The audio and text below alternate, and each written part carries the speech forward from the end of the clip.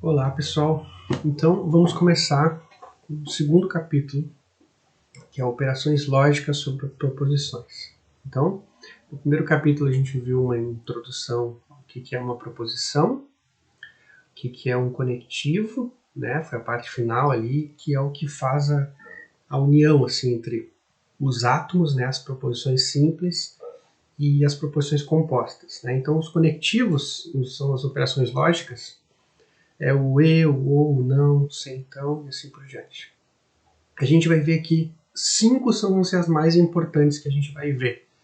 Elas estão resumidas no final do capítulo aqui das minhas notas, elas estão resumidas nessa tabela aqui. O não, o e, o ou, o se, então e o se somente se. Tá? Eu fiz uma tabela que resume o capítulo inteiro aqui. Então, para começar com a notação, né? A notação do não é o til, tá? Então vocês podem lembrar pelo til do não mesmo. O e, vocês podem pensar como o e, no sentido da pronúncia do e circunflexo, como se fosse um e com circunflexo, então tem o circunflexo do e aqui. O ou, vocês podem pensar como a barrinha do u, uma maneira de lembrar. Ou, então tem esse símbolo para cima, então o e é circunflexo, o ou é para cima. E o se então é uma coisa meio natural, se isso, então aquilo. Então tem uma certa de implicação, de condicional. E o se somente se é uma seta que vai para os dois lados, vai para a direita e vai para a esquerda. Tá? Então são esses 5 que a gente vai ver com mais importância. Tá? Esses são os seus centrais. Bom, a gente começa então, o que a gente vai fazer aqui, né? A gente pode chamar de cálculo proposicional, né? Que quando a gente trata dos zeros e uns, a gente tem um cálculo, uma soma, multiplicação e assim por diante com esses símbolos, tá? Faz mais sentido com os 3 primeiros símbolos do cálculo proposicional, sendo o e e o ou, o vezes e o mais, tá? Então, o primeiro conectivo é o mais simples de todos, é a negação, tá? Simplesmente não, em inglês not, né? E a gente vai representar sempre, vai ser uma letra só, então a gente tem o conectivo P e vai ter a negação na frente, til P, não P. Tá? Não P significa negação de P. Tem esse outro símbolo aqui que é muito utilizado também na informática, que enfim, vários contextos, não só na informática, que é uma barrinha assim, eu não sei como dizer o nome desse símbolo aqui. Ou na álgebra de Boolean a gente vai utilizar o símbolo com uma negação em cima, que é um traço, tá? Um complementar, que é a mesma notação que se usa para complementar de conjuntos. Essas 3 notações significam a mesma coisa, então em cada contexto ela tem um significado diferente, tem uma notação diferente, mas o significado é o mesmo, tá? Então uma das coisas que vocês precisam saber é como negar uma afirmação. Então, por exemplo, Eduardo é matemático, a negação de P, não P, a gente vai ler não P, né? Eduardo não é matemático. Então a gente não nega assim, Eduardo é matemático, não Eduardo é matemático. A gente não nega dessa forma, isso é só uma forma de fazer a notação formal. A gente diz Eduardo não é matemático. Ou essas outras formas alternativas, não é verdade que Eduardo é matemático, e assim por diante, tá? Tem alguma confusão que pode surgir quando a gente fala frases com conjunções, assim como mas, entretanto, né? Eu estava vindo para casa, mas eu cheguei atrasado. Então o mas ele dá uma ideia de negação. Estou me adiantando aqui, tá? Mas é mais abaixo, então estou me adiantando, deixa para lá. Então, a tabela verdade que resume aqui é o P e o não P, o que é verdade vira falso, o que é falso vira verdade. É simples assim, né? Cada proposição lógica tem valor lógico, que é verdadeiro ou falso, e a sua negação é trocar o símbolo, tá? Então, 1 vira 0, 0 vira 1. Se vocês forem reparar na álgebra dos reais, qual é a operação que faz o 0 virar 1 e o 1 virar 0?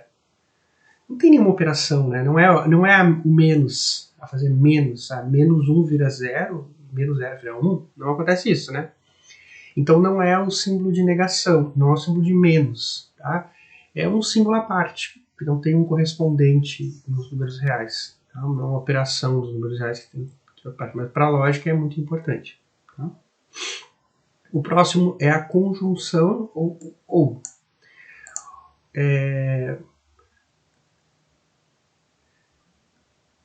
Perdão, aqui está um erro, né? Eu vou corrigir aqui. Aqui deveria ser o...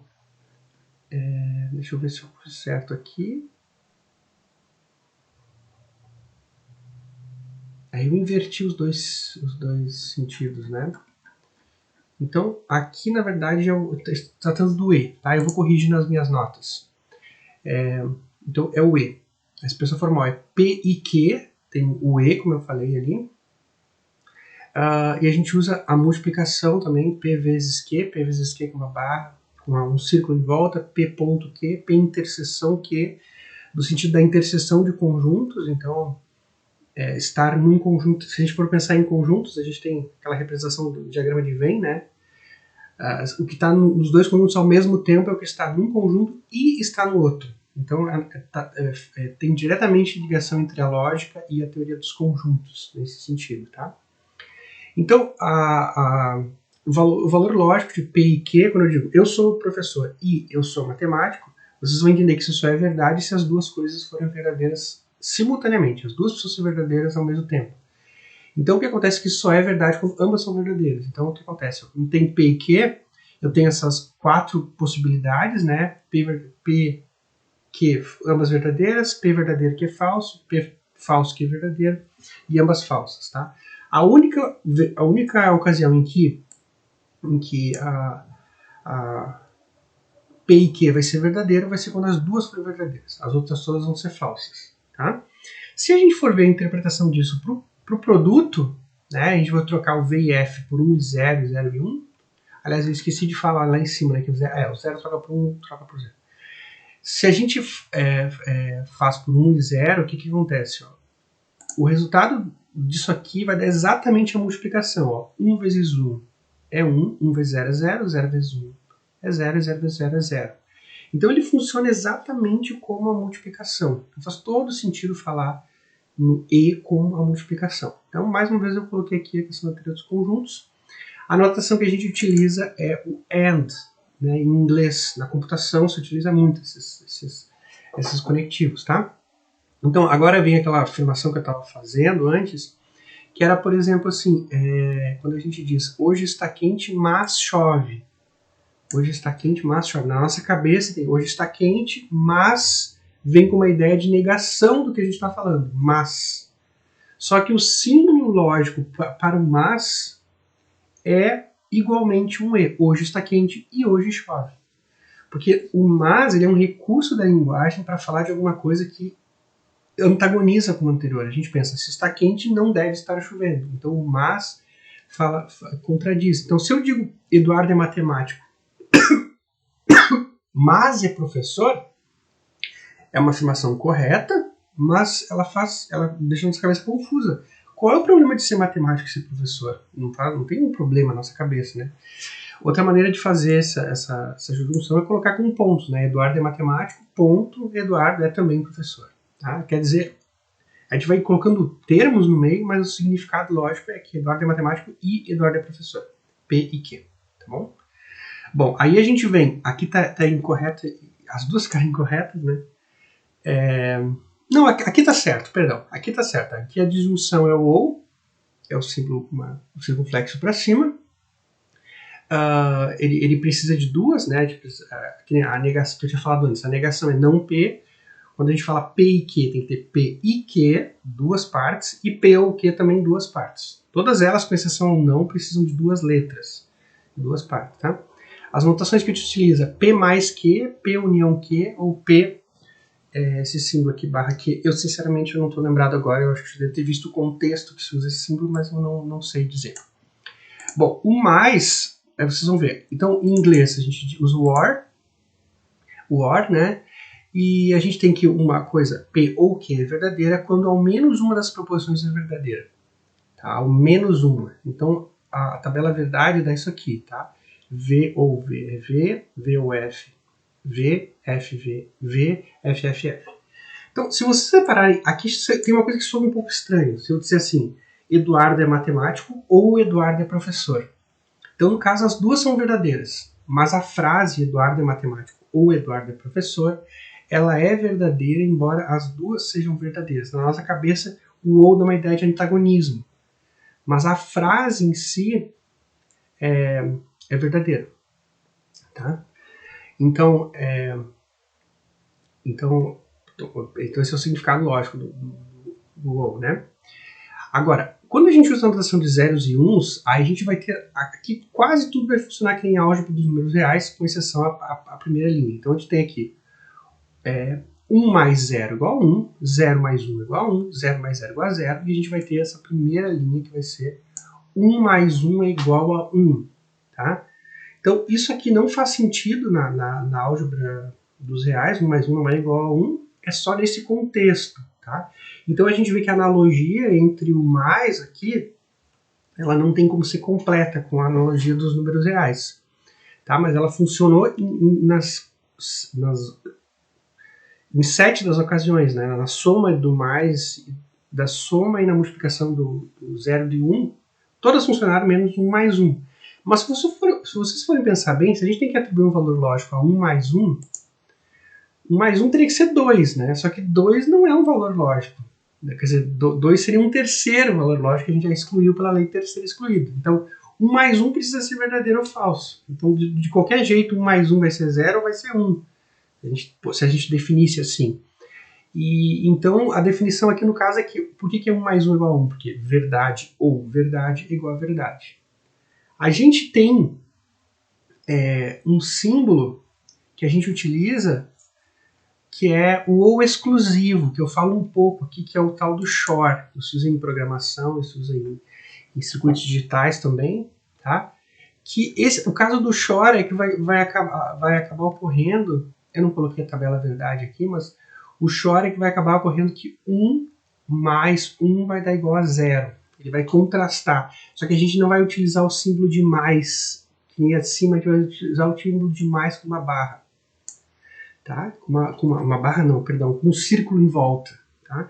Então vai contrastando. Esse aqui é o ou e esse aqui é o XOR, o ou exclusivo, que significa ou. Então, quando eu digo a frase ou Eduardo é professor, ou Eduardo é matemático, ou Eduardo é professor, ou Eduardo é matemático, então essa frase ela passa a ser falsa, porque eu sou as duas coisas, sou professor e sou matemático. Então, a frase passa a ser falsa porque as duas são verdadeiras simultaneamente. Então, o ou exclusivo ele exclui a possibilidade das duas serem verdadeiras simultaneamente.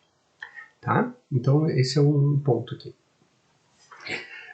Eu falei mais por cima porque ele não vai entrar tanto no nosso curso, ele vai aparecer mais menos. Tá? Mas é importante conhecer o XOR, que é uma das coisas mais importantes. Né? Aqui, fazendo a analogia com os números reais, não funciona, mas porque a gente vai ter, como a gente tinha antes, né? Na verdade, essa aqui está representando. Imagine que está representando aqui uma barra, mais com um círculo, né? Então a diferença é que ficou aqui 1 mais 1 deu igual a 0. Então uma maneira de equacionar tudo isso com o símbolo do XOR, ou exclusivo, é que vocês pensem em paridade. Um número par mais um número par é par, um número par mais um número ímpar é ímpar, um número ímpar mais um número par é ímpar, e um número ímpar mais um número ímpar volta a ser par. Então essa ideia de trabalhar com pares ímpares faz realmente faz todo sentido para a gente fazer uma analogia com algo que a gente conheça, com a álgebra que a gente conhece. É a analogia dos zeros e uns, tá? do par e do ímpar. Funciona perfeitamente, funciona com a soma e com a multiplicação. Inclusive existe um conjunto em matemática, que é o anel dos inteiros módulo 2, que é definido exatamente dessa forma. Então aqui é o corpo mais simples que existe nos números reais, tá? Para quem tiver alguma noção do que significa isso. O conectivo da condicional, então, é o se então, com uma barra não, perdão, eu confundo as palavras, com uma seta, P seta Q, se P então Q. Vocês têm que cuidar aqui que não é assim, vocês não vão ler isso aqui, P então Q, é uma condicional, se P então Q. Essa condicional pode ser verdadeiro ou falso. Verdadeiro ou falso, né? O que acontece é que o sentido do que a gente estava vendo anteriormente é totalmente claro, assim, em termos de verdadeiro e falso. Agora nesse ponto, a coisa fica um pouco mais confusa. Porque vai surgir frases muito estranhas, que nem a frase que eu coloquei aqui. Deixa eu ver se eu encontro aqui. Eu acho que eu coloquei no final.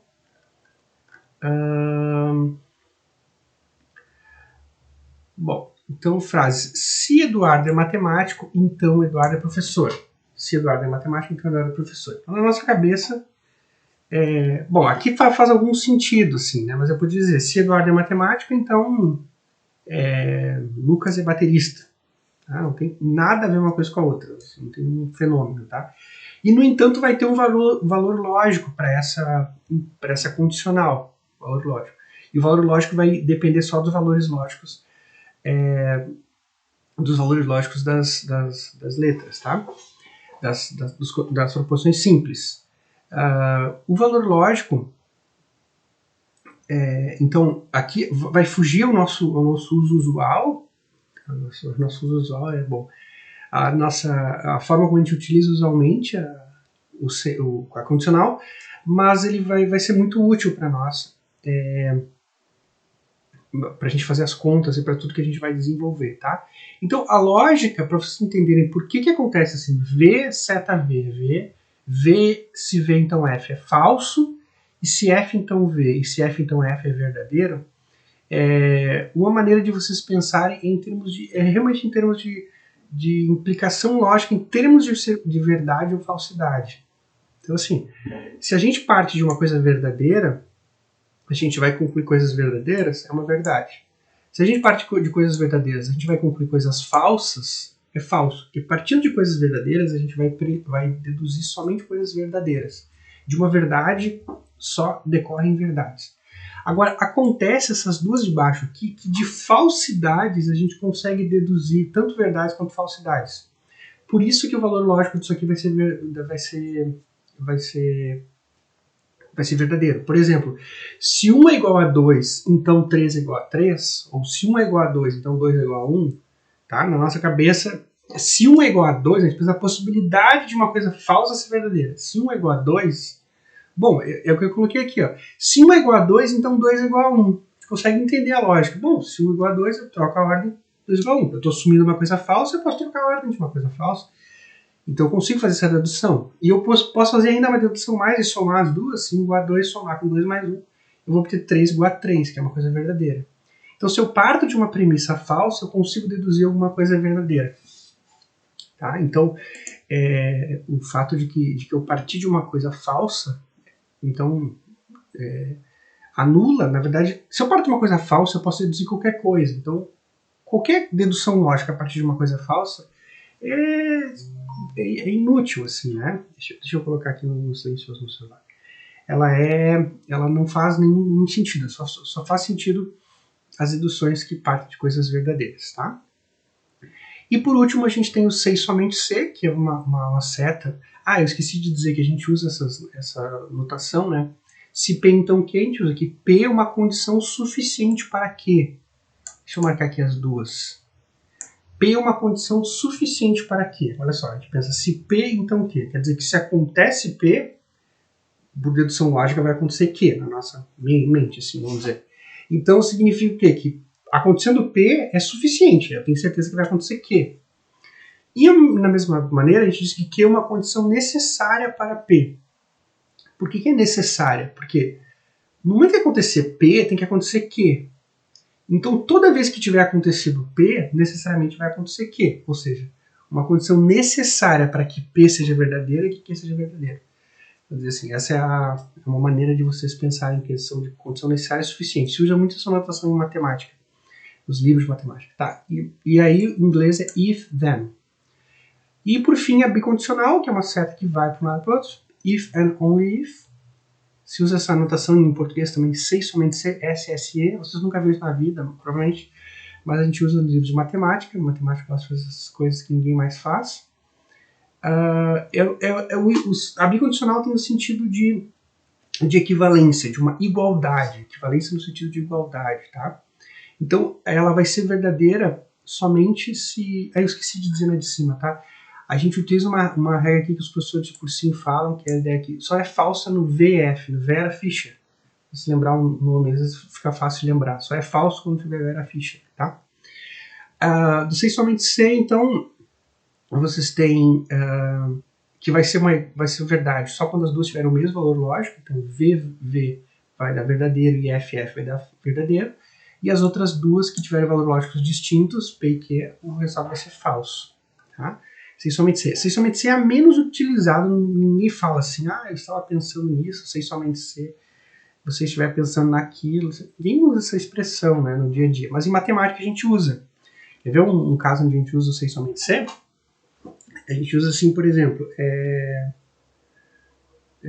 um triângulo é retângulo, né? Um triângulo de lados ABC é retângulo no ângulo oposto ao lado A, C somente C, A ao quadrado igual a B ao quadrado mais C ao quadrado. Então, o que significa? Se a gente tem um triângulo retângulo, tem um ângulo reto, então vale a relação de Pitágoras, A ao quadrado igual a B ao quadrado mais C ao quadrado. Mas vale a volta também. Se a gente tiver a relação de Pitágoras, A ao quadrado igual a B ao quadrado mais C ao quadrado, a gente deduz que o triângulo ABC é um triângulo de ângulo reto no ângulo oposto ao lado A, ao lado que tem medida A. Então esse é um sentido que a gente coloca C e somente C, uma condição necessária e suficiente. E por fim eu resumi tudo que a gente viu aqui, né? O não inverte o valor lógico, o E é verdadeiro quando ambas são verdadeiras, o OU é verdadeiro quando ao menos uma é verdadeira, o C então é falso somente, vera ficta, quando verdade implicar falsidade, e C somente C é verdade só quando forem iguais. Então, é basicamente isso.